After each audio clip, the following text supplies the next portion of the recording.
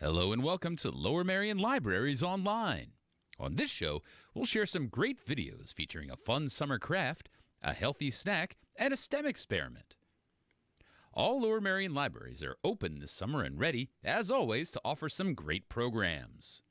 And be sure to check our website at lmls.org for a whole suite of apps and websites with links to a huge variety of content. But for now, it's on to the videos.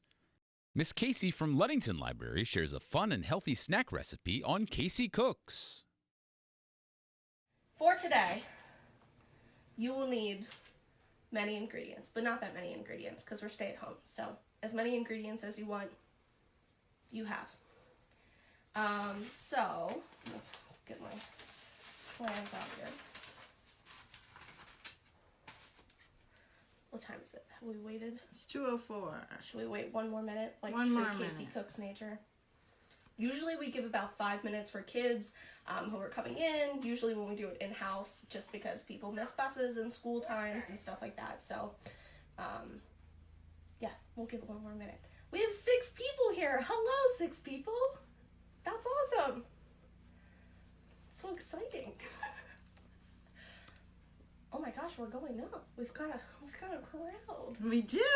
Amazing. Do you wanna? I do. All right. Hi, everybody. We miss y'all so much. Hope you're gonna enjoy today's recipe. We're gonna make fruit nachos with Casey Cooks, and here's Casey. That's me. Hi everyone, welcome to Casey Cooks. If this is your first time at Casey Cooks, welcome to Casey Cooks. If it is your second time at Casey Cooks, welcome back to Casey Cooks. We are now on the internet, which is super cool. Today at Casey Cooks, like Miss Jackie said, we're making fruit nachos, which is super convenient because it has the ingredients in it that you have at your house. So anything you have at your house, you can use in this recipe. It's completely up to you. Today, you're the chef as well because you're in your house and I'm in my house and we're chefs together. So for today's recipe, you will need the following. Make sure I don't miss anything. So you're gonna need a plate or bowl to make your fruit nachos on. You're gonna need a bowl to do some mixing for our dip. You're gonna need some spoons, possibly a whisk, measuring spoons, measuring cups if you'd like. You're going to need, if you are a child at home, have your parent or guardian cut and core your fruits and wash your fruits. So your parent or guardian can do that for you, or your caregiver, whoever's at home with you. You're also gonna need your ingredients. So whatever fruit you have in your house, you can work with today. Today I'm working with some apples and bananas. I'm working with some maraschino cherries, some raspberries for garnish. We have strawberries and pineapple as well. I was very fortunate to have so much fruit in the house. It's okay if you don't have as much fruit in your fruit nachos, or if you have way more fruit than me. It's totally up to you. Also, you need your toppings. So whatever your toppings look like in your house is completely up to you. Today I have cookie crumbles, mini marshmallows, and chocolate chips here. And you'll also need the stuff for your dip, if you're making a dip today, which is about a cup of yogurt, some cream cheese. We're gonna use about 2 ounces of cream cheese. And if you wanna make your dip a little bit sweeter, you can add in some brown sugar, about an 1/8 cup or a quarter cup, of brown sugar and some vanilla extract. So I have those here with me. Once you have everything all together, you can come back to your cooking station. If you haven't washed your hands or washed your fruit already, you can go do that now. We always want clean hands today and always while we're cooking, and we want clean fruit as well. So let's see. Next, we're going to begin preparing our fruit. So if you haven't washed your fruit, go wash your fruit. We'll hang out here. We'll talk a little bit. I'm going to begin preparing my fruit with my apples. Let's see, I skipped ahead in my lesson plan. I'm a little unprepared. The best thing about being live with you guys is that I get to cook with you. Usually Casey Cooks, I stand at the front of the meeting room and I tell you how to cook. This time I get to cook with you and we get to make mistakes together. So it's a learning process for everyone. All right, let's see. So if you have apples or peaches or anything with an apple, or I'm sorry, with a core or pit inside, have your parent, guardian, or caregiver take that out for you. Make sure that they do it correctly and no little hands involved, so that you're not super close to any of that. Usually with Casey Cooks, we prepare all the stuff for you, so you don't have to, but today you get to see a little bit behind the scenes. So I'm going to start with coring my apples.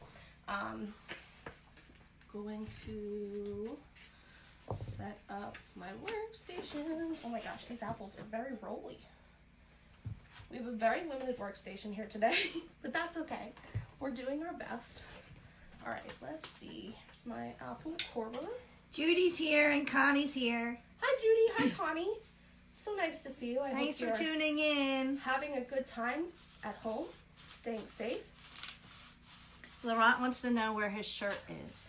Laurent, I will have to get back to you in August for your birthday. And that's when we'll think about that. For now, we'll just have to pretend this is the only shirt available. I'll figure out a way to get you one. I will. I promise. We can all have Casey Cook shirts. I do wonder if we make Casey Cook shirts, if they should say like Laurent Cooks, because when we make cooking, thank you. When we make cooking, I always say to the kids, "You're the chefs, and we're living in your kitchen." So, is it Casey Cooks if Laurent's wearing the shirt? I don't know. All right, so I've cored my apples. I'm just gonna put them aside. Now I'm gonna cut them.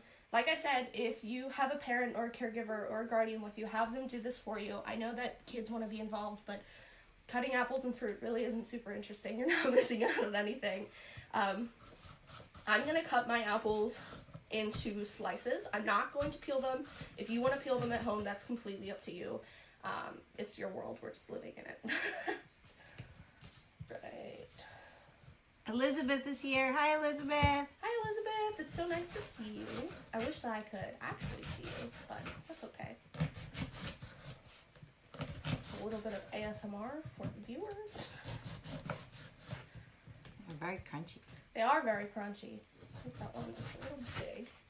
We're getting there. Very juicy.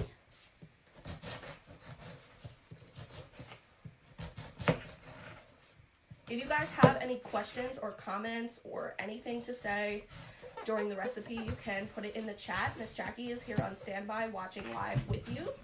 Here she is. And she's watching your chat while I'm doing things like cutting apples and getting I'm her distracted. assistant. Yes.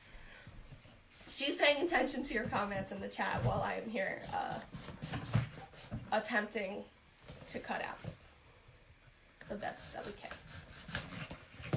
All right, almost done here. If you have already prepared your fruit in true Casey Cooks fashion,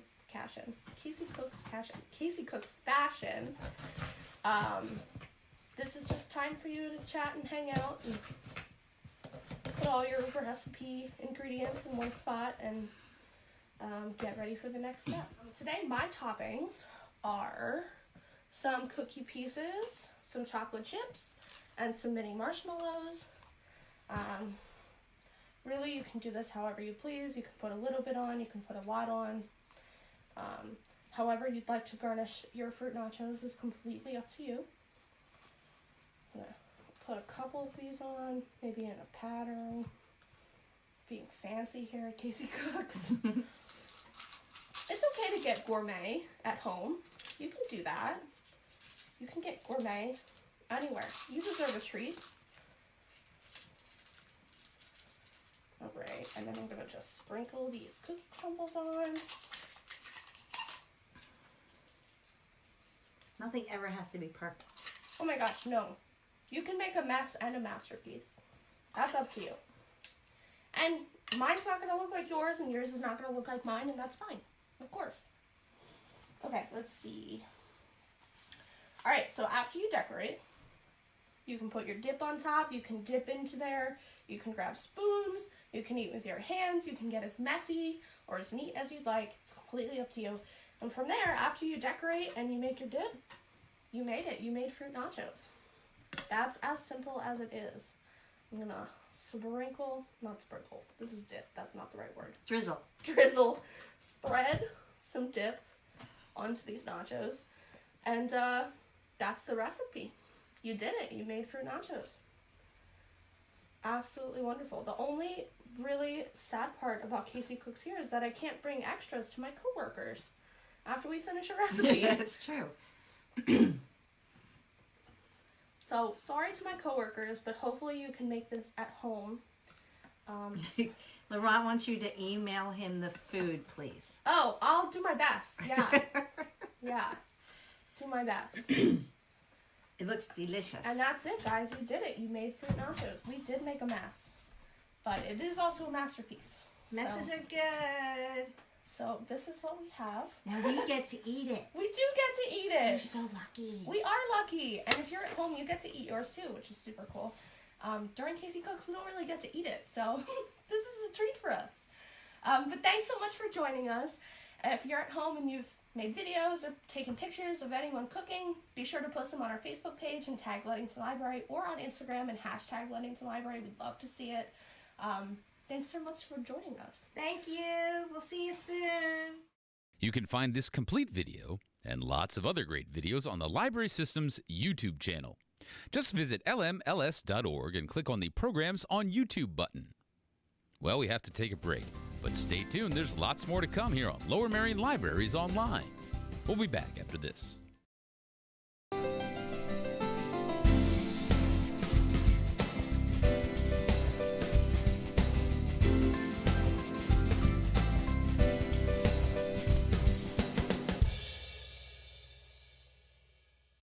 Welcome back to Lower Merion Libraries Online, where we feature informational and educational online programs offered by our 6 libraries. Did you know you can clean out your closet and help the community at the same time? That's right, the annual Penguin Library Shoe Drive is in full swing. Just drop off your gently used sneakers and shoes at the library or the Bryn Mawr Running Company at 825 Lancaster Avenue through Labor Day. Now back to the videos. Let's learn some fun science with Miss Ashley at Ludington Library. Sound experiment with jars. Turn up your speakers. Hey guys, this is Miss Ashley from the Ludington Library, and today's video is going to be about sound. So you're going to need a couple things. You're going to need some glass jars with water, and you're going to need a measuring cup, and you're going to need a metal spoon. So what you're first going to do is get at least a 12-ounce cup, about the same size. Each cup should be about the same size. And I actually have 4 cups. I know in my frame you can't kind of see it because I'm in my dog's room again. I'm hiding from them because they keep following me. And you're going to put water in each of these cups, but you're going to put each cup to have a different amount. So this cup is 1/4. This cup is 1/2. This cup is 2/3. And this cup is 1 cup of water. Now, what you're going to do is you can add food coloring, but because I'm on the floor and my rug is actually a very light color, I was afraid to put food coloring in each of these because I was afraid to drop it on the floor. But if you wanted to get fancy, you could put food coloring. I normally have food coloring in a lot of my videos, but you're going to listen to a couple things and think about the same and different sounds that each of these cups make. And you're going to think about, what if you, which I don't have another cup that is the same size, I only have these cups. You're going to think about, if it was empty, what would it sound like? Maybe at the end I can dump one of these out and we can hear it empty. But you're going to get a spoon, metal, and then you're going to tap each of these glasses and see and hear the sound.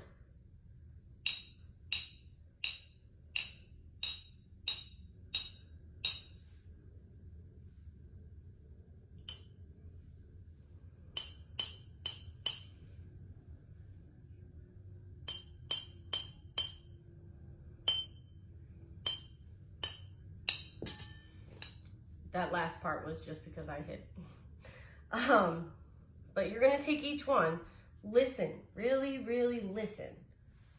And it might even think about where you place your spoon on the cup too, because I noticed that if I place it above the cup with the water in it, if it's above the water, that sounds different than this.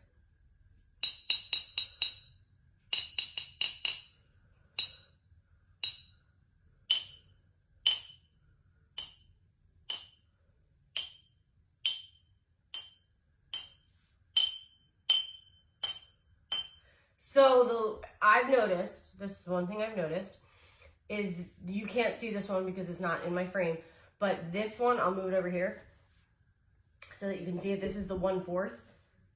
Listen to this one.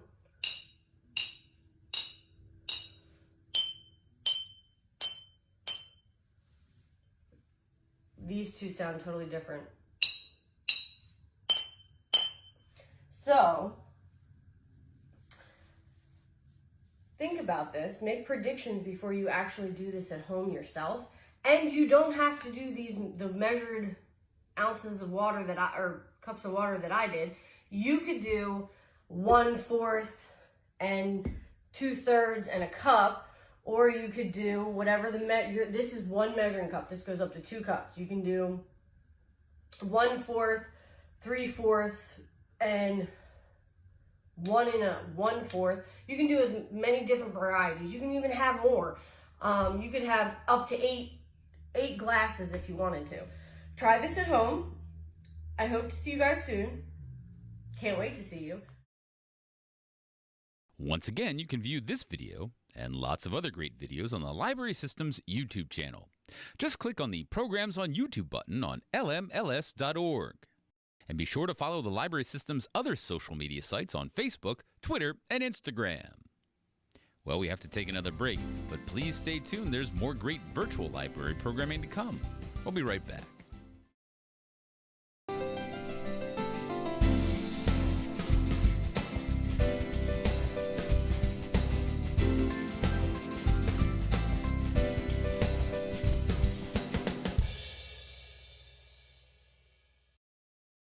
Welcome back to Lower Merion Libraries Online, where we featured a great snack and a fun science experiment. And now we close this month with our final video from Miss Melody at Ludington Library, who shares a colorful summer craft project. Enjoy.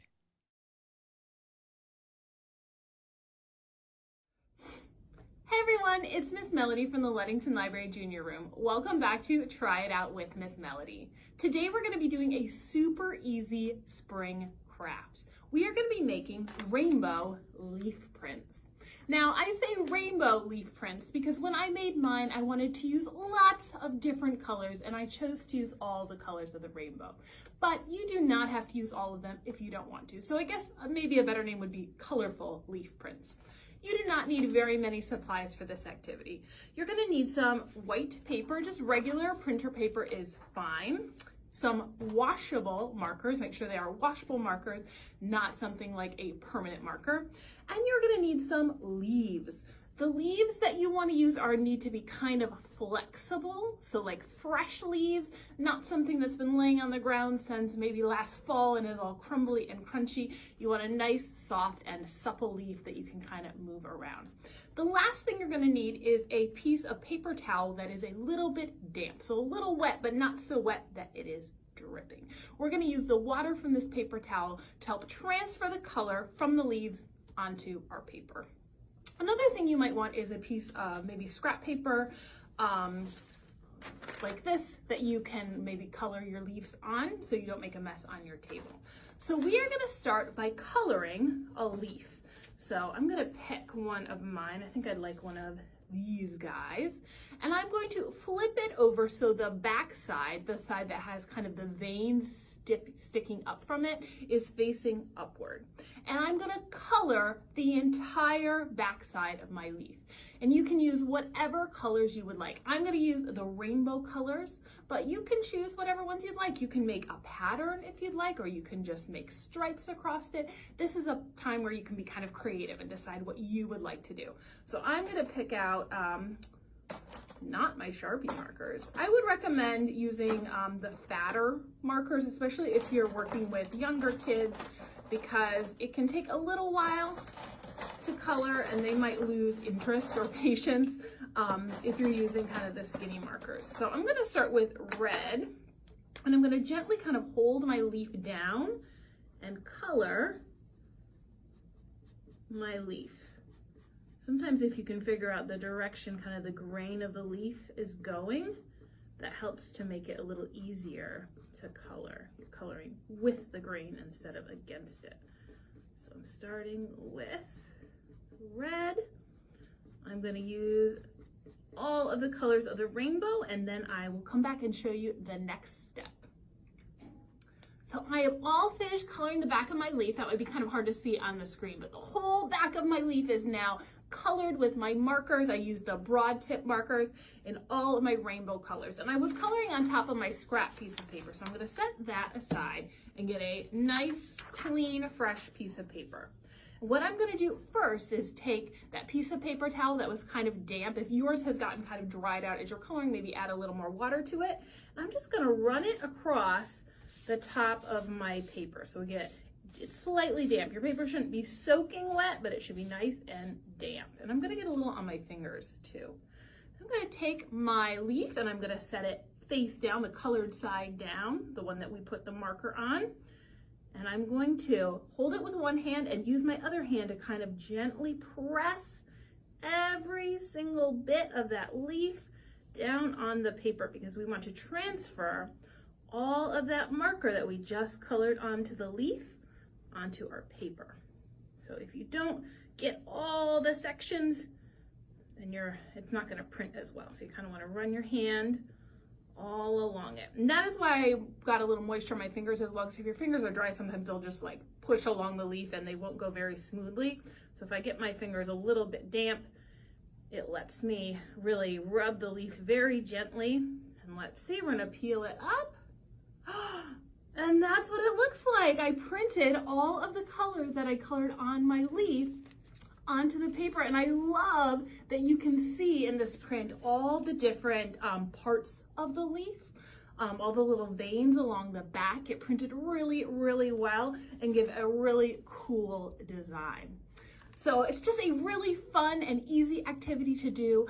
In an afternoon, you can try all different kinds of leaves, try to find all different shapes. You can also do different patterns, maybe make little swirls in the middle of your leaf, maybe make some sorts of designs. If you would like to share the leaf prints that you've made, we'd love to see them. You can put a picture of them in the comments below. And just let us know if you enjoyed this craft. Try It Out with Miss Melody is going to be taking a little bit of a break over the summer. We are getting ready for summer reading, which is starting soon. Well, sort of soon, I guess. If you've come to the junior room, you may have noticed we have some ocean-themed decorations that are going up. The theme for summer reading this year is called Oceans of Possibilities, and it is going to start on the 20th of June, so just about a little less than a month away, and you can start registering for it on June 1st. So we are getting excited for summer reading and all the good stuff that comes with it. We hope to see you in the library soon.